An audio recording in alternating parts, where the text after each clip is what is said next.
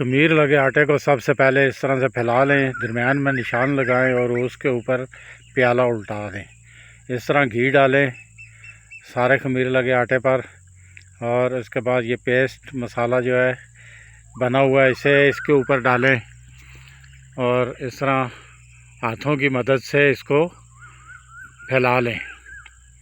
इस तरह से सारे खमीर लगे आटे पर इसको फैला लें और उसके बाद आपने करना ये है कि जब ये अच्छी तरह से फैल जाए किनारे छोड़ देने हैं। तो ये अब सेवइयाँ हैं, नमकीन सेवइयाँ हैं, जिन्हें इसके ऊपर डाल रही है और अब इन्हें भी इस पर फैला देगी।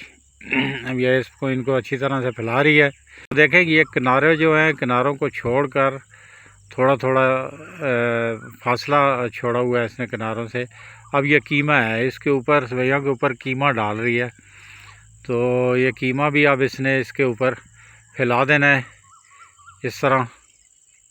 यह भी किनारे छोड़ के फैला रही है और यह कीमा फैला दिया। अब ये हरी प्याज है, हरी प्याज है और इसे बारीक काट के डाल रही है। तो आप चाहें तो इसमें हरी मिर्च भी हल्की सी इस्तेमाल कर सकते हैं। अब ये पुदीना और धनिया के पत्ते हैं, जिन्हें इसके ऊपर इसने डाला है और इन्हें भी अच्छी तरह से फैला दिया है। अब ये मसाला जात हैं और ये वही मसाले हैं जो आम तौर पे घरों में इस्तेमाल होते हैं, आम मसाला जात हैं। इसमें अजीनोमोटो का एक इजाफ़ा होगा, चाइनीज़ नमक साल्ट जो है वो। बाकी मसाला जात जो है तकरीबन वही हैं जो रोज़मर्रा के इस्तेमाल में हमारे बावर्ची खाने में पहले से ही मौजूद होते हैं। ये प्याला उठा लिया। अब ये दरमियान में सुराख को, हाँ ये देखें ये तरीका किया। इससे ये एक चीज़ और भी ज़ाहिर होती है और वो ये कि ये खमीर लगा आटा जो था ये सख्त नहीं गूंदा हुआ, ये बहुत नरम गूंदा हुआ है। किनारों को मोड़ लिया आपस में ऊपर की तरफ और इसे फोल्ड कर लिया। फोल्ड करने के बाद इसे ट्रे में रखा।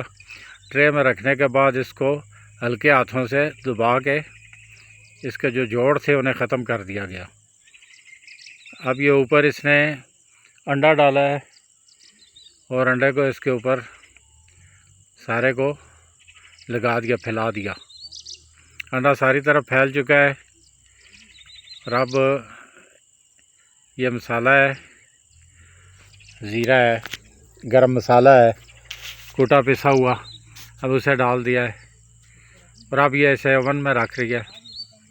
ओवन में रखने के बाद अब ये टाइम लगाया, ये तैयार, और इसे निकाल के अब इसके पीस बनाने हैं।